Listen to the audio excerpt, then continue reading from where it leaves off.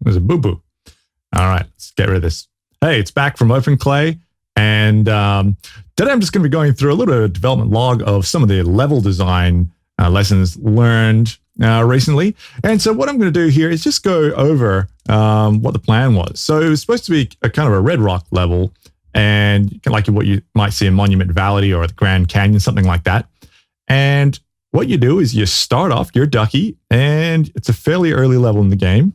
You march forward, and then you get to this fork in the road. Maybe go off one way and go off to the left as well. And from this point, you are actually going to achieve the same thing potentially in the level, because each one of these forks goes around and then comes back to the other side, right? So we've just got this kind of horseshoe connecting the fork. And then inside of this kind of horseshoe, there's supposed to be a little hub. And at this hub, let's just mark that up, all right? You go out and you get missions. You either talk to people or find objects that are going to propel you to go and seek out items on the far edges. So you've got a little bit of spoke action, and you complete whatever the mission or the objective is, come back and kind of continue, right? Creating these spokes. And so going back and forth. And you can see that already this is very versatile, and we can actually create a lot of obstacles along these kinds of missions.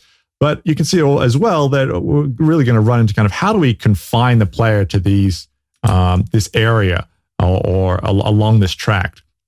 And really, it started to pose too many questions for the time frame that we have, where we've only got about 8-9 weeks from this conception of this idea to execute it for presentation in Germany, in Berlin.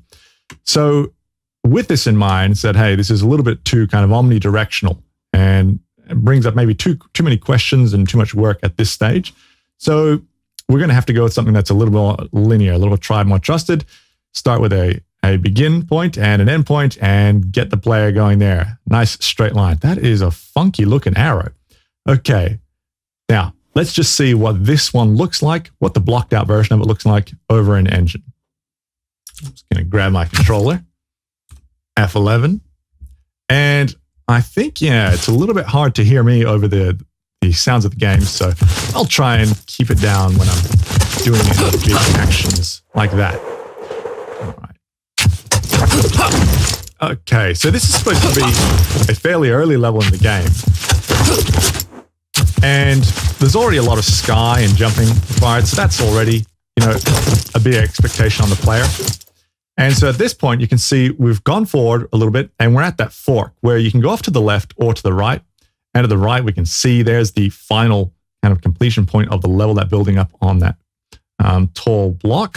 And so the idea is the easier way is to run along here to the right. And you could eventually go up along the side cliffs here, jump onto some pillars. Is there one there? No, I thought there was a pillar there. But let's just go and see where the actual hub is of this whole hub and spoke model. There we go. And so here the hub is. We've got this cliffside city. You talk to people, you find items, and you go out and you complete missions, objectives. We've got a waterfall over there, and you can see that pillar. There's a whole bunch of pillars previously that actually led up to the final building there to complete the level, and it was going to require some precision jumping. So this really was a lesson in keep it simple, stupid, especially early on when getting the level design feet wet. And I'll put this one in storage for now and perhaps revisit it at a later date. Anyway, that's it for today.